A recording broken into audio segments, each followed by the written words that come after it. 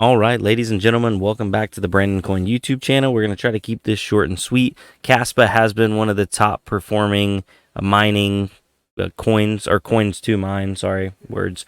But if you wanted to mine Kaspa and get paid out in Bitcoin, Nicehash may be a good option. This is not sponsored, anything like that. No affiliate links. If you don't want to watch it, fair enough. But if you do want to mine Kaspa and get paid out in Bitcoin, this may be a good option for you. So this is how you do it on Windows. It's super simple. Just follow along, and you'll be doing it before you know it.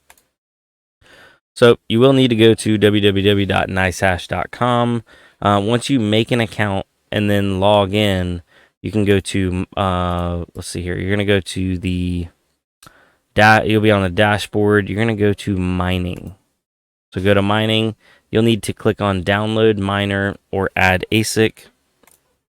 And you could use Nicehash Quick Miner. I'm going to be showing you how to use that regular Nicehash miner. So you click on that, download it. Some browsers do end up blocking that download, some don't, so your mileage will vary. I'm using Windows 10 Pro just for reference. I haven't tried this on Windows 11, but I assume it's similar. After you download that, install it, and run it, you will launch an application that looks like this. This is Nicehash. This is their regular miner. So you need to go over to devices and double check that your graphics card is enabled. And I don't recommend enabling your CPU if you still want to use your computer while you're mining. And that's something you can do. But if you enable your CPU and you mine on your CPU at the same time, it'll be really slow. So you need to go over to benchmark. Then you need to find your graphics card, hit the drop down, and for right now, all these are so unprofitable.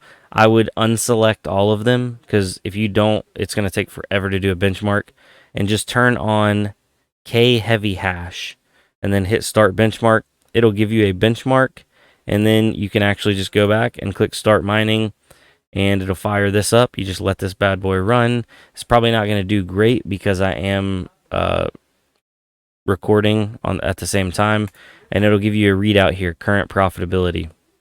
I was doing about 27 or 28 cents a day. Looks like 26 cents a day currently. I don't know if the stream is lagging, but that's on a 1660 mobile. I'm on my laptop right now, so that's not horrible. I've definitely seen worse, but I think that's profitable, actually. I'm not sure. If you want to compare what your system's doing to what it should at least be doing, you can go over to WhatToMine.com and select your GPU. So for example, let's select a regular 1660. They don't have a mobile on here. A regular 1660. I believe this is a TI. Let's see here. It is the TI. So you click that, and then you go over and look for K heavy, which is, where's K heavy at? Right there. It's showing 290 megahash or 0.3 gigahash, and it looks like mine came in on the benchmark at 0.303. So we're just slightly above what WhatToMine is recommending or saying we're going to get. So that's pretty good. If we click calculate on that, it said we should be doing about 28 cents a day before power. So we were doing 26 cents a day while I was recording.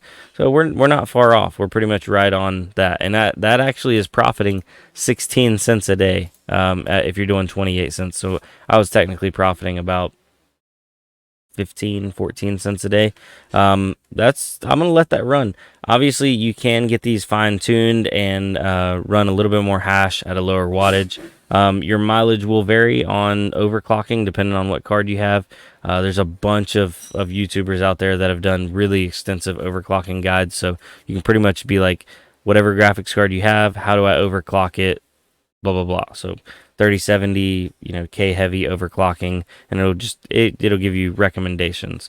Some overclocking softwares that I use, I like MSI Afterburner, but there's a bajillion different ones you can use out there. And after you start mining, then you can go back to the browser and you can go back to your dashboard, and your money will go into your wallet. So right now I have right at 0.0143 Bitcoin or Satoshis. You can withdraw I'm not depositing anything. I'm just leaving it in there, seeing what I can accrue. But you can withdraw that Bitcoin to anywhere, any wallet outside of Nicehash, essentially. So that's how you do it. Dang, that ain't long.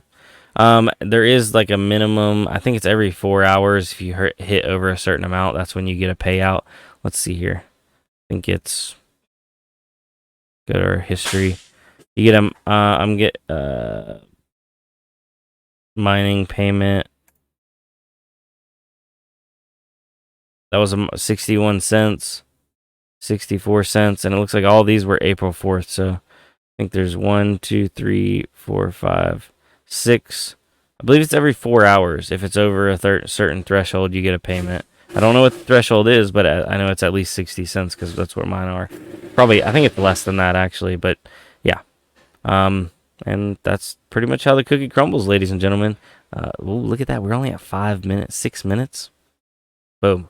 I'd love, drop it down below if you're a new miner or you're just wanting to mine some Kaspa, but you don't actually want any Kaspa.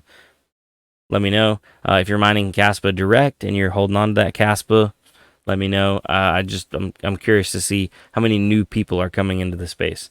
Obviously, if you're OG or you're a jellyfish, y'all already know what you're doing. I don't even know why you're this far into the video, but I appreciate y'all.